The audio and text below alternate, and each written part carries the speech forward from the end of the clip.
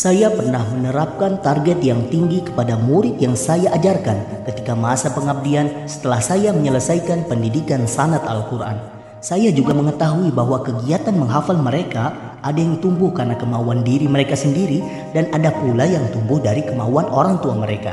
Hasil dari pengalaman dan penelitian tersebut, seluruh koresponden menghafal dengan semangat untuk yang pertama kalinya. Namun perlahan-lahan dengan target yang saya berikan secara konsisten, terlihat sekali perbedaan semangat menghafalnya antara murid yang satu dengan murid yang lainnya. Pada puncaknya salah satu koresponden tidak mampu menghafal juga dari sisi kemauan, bukan dari penghafal tersebut. Akhirnya koresponden ini pindah dari halakoh kami ke halakoh yang lainnya. Semangat, kemauan juga motivasi yang membara menjadi sebab berhasilnya seorang penghafal Al-Quran.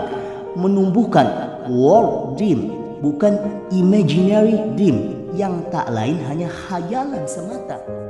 Allah Subhanahu wa taala berfirman di dalam surah Ar-Ra'd ayat 11, "Innallaha la yughayyiru ma biqaumin hatta yughayyiru ma bi anfusihim." Sesungguhnya Allah Subhanahu wa taala tidak mengubah suatu kaum atau pribadi sampai ia sendirilah yang mengubahnya. Perubahan tidak ditumbuhkan dari orang lain, melainkan dari diri kita sendiri dengan keyakinan, tekad, juga kerja keras, kerja ikhlas, dan kerja tuntas. Bukan dari orang tua kita, bukan dari guru kita, bukan dari teman kita ataupun sahabat kita, melainkan dari diri kita sendiri. Kebaikan dari dirimu akan kembali kepadamu, keburukan dari dirimu juga akan kembali kepadamu. Pada akhirnya saya akan berikan sebuah kisah bagaimana keinginan kebaikan akan kembali kepada kita. Dan saya juga akan kembali ke masa-masa silam ketika saya merindukan suara permintaan bercerita dari murid-murid saya. Al-Kisah. Dahulu terdapat seorang ibu yang menanti anaknya di perantauan. Anak tersebut tidak kunjung kembali ke rumah. Seiring itu pula, ibu tersebut selalu memiliki niat yang baik untuk memberikan sesuatu kepada orang lain. Kebiasaan ibu tersebut adalah memasak gandum juga mengolahnya menjadi roti. Lalu ia berikan sebagiannya untuk tetangganya ataupun orang yang lewat di depan jendela rumahnya. Namun setiap kali ia telah memasak dengan jerih payah, juga keinginan yang kuat untuk memberikan kebaikan kepada orang lain, selalu lewat seorang tua bungkuk yang mengambil roti tersebut dengan perkataan yang sudah terlalu masyhur di telinga ibu tersebut. "Kebaikanmu akan kembali kepadamu, keburukanmu akan kembali kepadamu," kata seorang tua bungkuk ini. Pada suatu saat, ibu itu pun tidak tahan dan begitu risih dengan perkataan orang tua itu. Bukannya menghargai, malah membuat kesal dirinya.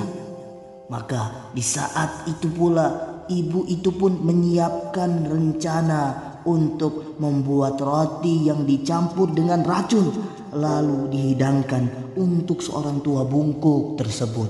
Pada malam harinya, ibu itu pun membuat roti yang adonannya dibagi menjadi dua bagian. Satu adonan diberikan racun yang mematikan, dan adonan yang kedua tidak diberikan racun karena untuk dirinya sendiri. Lalu ia memasaknya seperti biasa hingga dihidangkan dengan baik seperti roti pada umumnya. Pada pagi harinya rencana itu pun dimulai. Namun ketika ibu itu pun hendak menghidangkan roti tersebut, ia tersadar dan terhentak. Hal itu adalah rencana yang buruk dan keji. Akhirnya roti beracun itu dihancurkan, dibakar hingga menjadi abu dan dibuang. Lalu ibu itu pun menghidangkan roti dengan adonan yang tidak beracun. Dan selalu kata-kata itu keluar dari si bungkuk yang tua. "Kebaikanmu akan kembali kepadamu, keburukanmu akan kembali kepadamu." Sampai pada suatu hari, rumah ibu tadi diketuk oleh orang tak dikenal. Ibu itu pun menghampiri ketukan tersebut lalu membuka pintu rumahnya.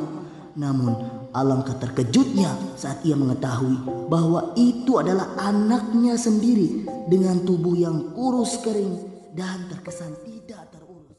Segeralah ibu itu membukakan pintunya dan memeluk anaknya dengan ungkapan kekhawatirannya. "Ada apakah gerangan anakku? Siapakah yang tega membuatmu seperti ini?" Anak itu pun dengan suara lemas dan letihnya menjawab, "Ketika aku bepergian menuju sebuah kota dan mencari-cari pekerjaan, tidak ada yang menerimaku, hingga aku pun menjadi seorang yang tak terurus. Namun selalu saja ada seorang tua bungkuk yang memberiku roti di setiap harinya, hingga aku pun dapat bertahan dan kembali pulang." Ibu itu pun tersungkur hatinya mengingat keburukan yang hampir ia lakukan, yang tak lain membahayakan anaknya sendiri. Sejak saat itu, kata-kata seorang tua bungkuk menjadi prinsip bagi seorang ibu untuk selalu berbuat kebaikan kepada orang lain. Itulah kebaikan. Yakinilah dan tumbuhkanlah mimpi yang bekerja. Ketika Anda menghafal Al-Quran, Anda akan menemukan keberhasilan. Beranikah Anda? Kami tunggu di gerbang kesuksesan.